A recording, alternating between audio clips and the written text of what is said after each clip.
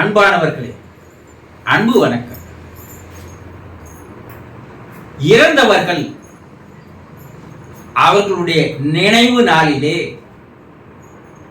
உங்களை பார்ப்பதற்காக வருகிறார்கள். நிச்சயமாக வருகிறார்கள்.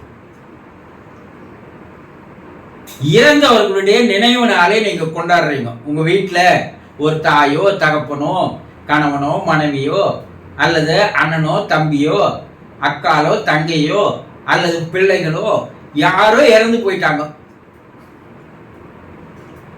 அவர்களுக்கு நினைவு நாளை நீங்கள் கொண்டாடுகிறீர்கள் அல்லவா?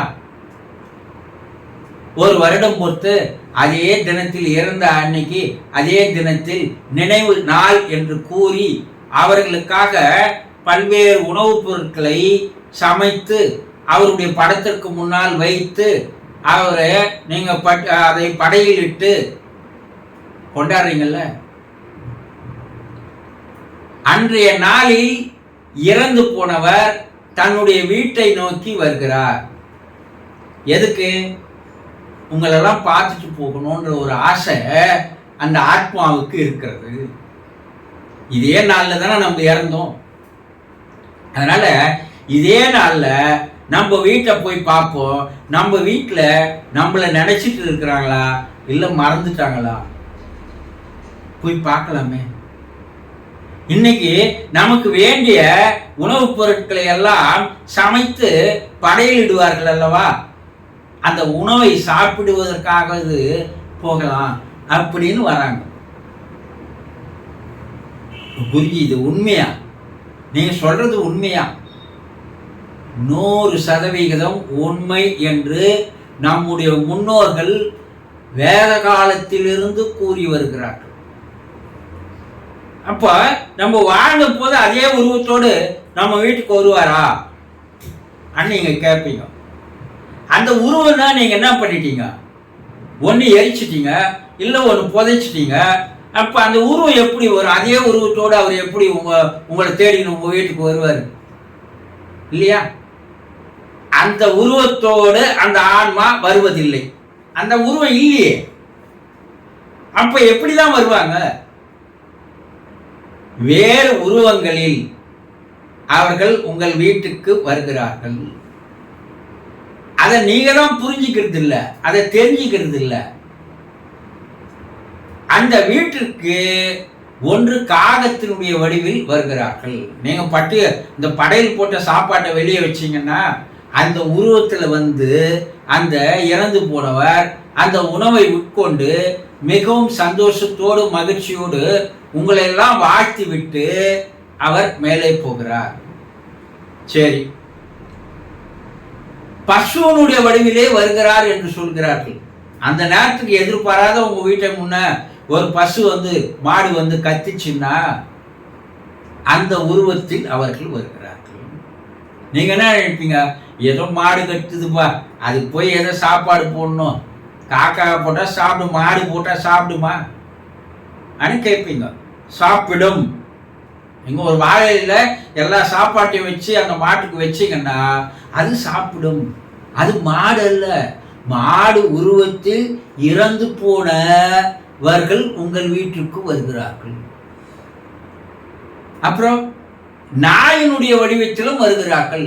அனைத்துக்கு ஏதாவது ஒரு தெருநாய் உங்க வீட்டு முன்னாடி நின்று இருந்தால், இது வரைக்கும் நிக்கல, ஆனா அன்னைக்கு ஏதோ அந்த நாய் நிக்குது. ஏன் நிக்குதுன்னு தெரியல. ஆனா அவர்கள் தான் அந்த உருவத்தில் வருகிறார்கள் உணவை எடுத்துக் கொள்வதற்கு. அப்ப நாய்க்கு நீங்க அந்த படையிலிருந்து சாப்பாட்டை எடுத்து வைக்கணும். இல்ல பிச்சைக்காரனாக வருகிறார்கள். பிச்சைக்கார உருவத்துல வராங்க. அட, பிச்சைக்காரனுக்கு போய் நம்ம ஏன் சாப்பாடு போடணும் போயா அப்படின்னு ஒதுக்குறவன் நிறைய பேர் இருக்கிறீங்க. ஆனா எண்ணிக்கையில அன்னைக்கு அந்த பிச்சைக்காரங்க ஏன் நின்னான்ற யோசனை நமக்கு வரதில்லை. இத்தனை நாளா நம்ம வீட்டுல கேட்கலையே. இத்தனை நாள் அந்த பிச்சைக்காரன் நம்ம தெருவில் பார்த்ததே இல்லையே. இன்னைக்குன்னா திடீர்னு அந்த பிச்சைக்காரங்க நின்று கேட்கிறான். ஆனா கொஞ்ச நாள் யோசனை வரணும் உங்களுக்கு. ஆனா அந்த யோசனை வருவதில்லை.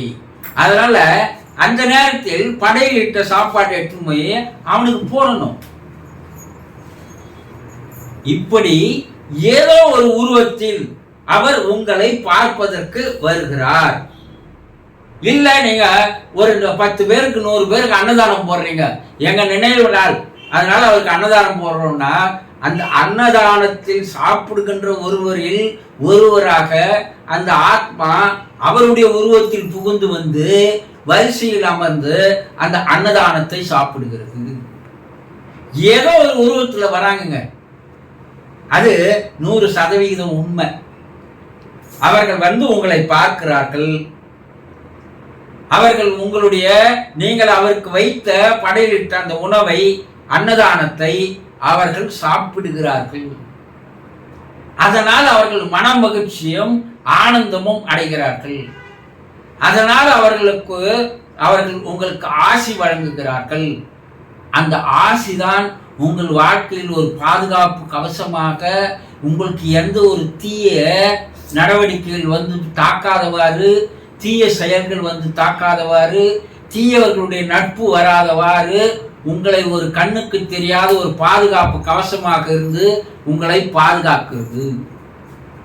ஆக நினைவு நாளில் உங்கள் வீட்டிற்கு எது வந்தாலும் அதற்கு வயிறார உணவு வையுங்கள்.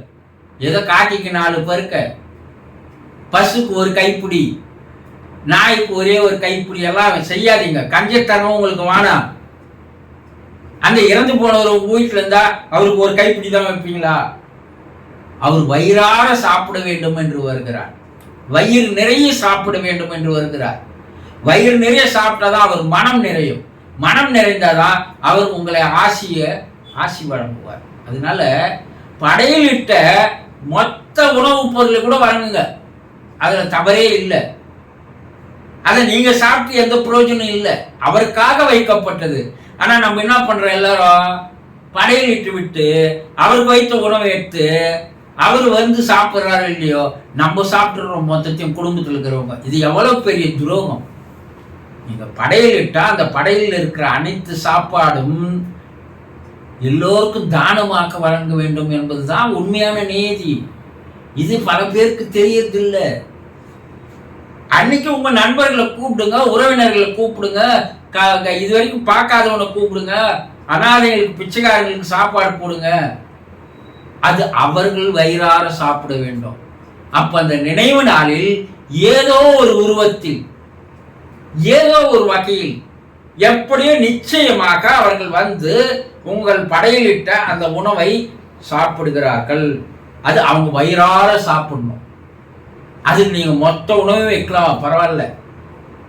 அப்ப மறந்துடாதீங்க, அவர்கள் வரவில்லை என்ற. அப்ப அவர்கள் மறுபிறப்பு எடுக்கின்ற காலங்கள் வரை, அது 5 வருடமா இருக்கலாம், 10 வருடமா இருக்கலாம், அது வரைக்கும் அவங்க வராங்க. நினைவு நாள் என்று ஒவ்வொரு ஆண்டும் உங்களிடம் வருகிறார்கள். நம்ம என்ன சொல்றோம், அமாவாசை அன்னைக்கு படையல் போட்டு காக்காவுக்கு வச்சு போட்டதான் நம்ம சாப்பிடணுன்ற ஐதீகம். என்னன்னா, அமாவாசை அவர்கள் வருவதாக ஒரு ஐதீகம் கூறப்பட்டு வருகிறது. அது காக்கா வந்து சாப்பிடணும். காக்கா அன்னைக்கு வந்து சாப்பிடலன்னா முன்னோ இறந்தவர்கள் வரல அர்த்தம். அப்போ ஏதோ ஒரு வகையில் நீங்கள் அவர்களுக்காக வைக்கின்றது, அமாவாசையா இருக்கட்டும், நினைவு நாளா இருக்கட்டும், அவருக்காக வைக்கின்ற படையல் உணவு பல ஜீவராசிகளுக்கு போனமே தவிர நீங்கள் சாப்பிடக்கூடாது. புரிந்து கொள்ளுங்கள்.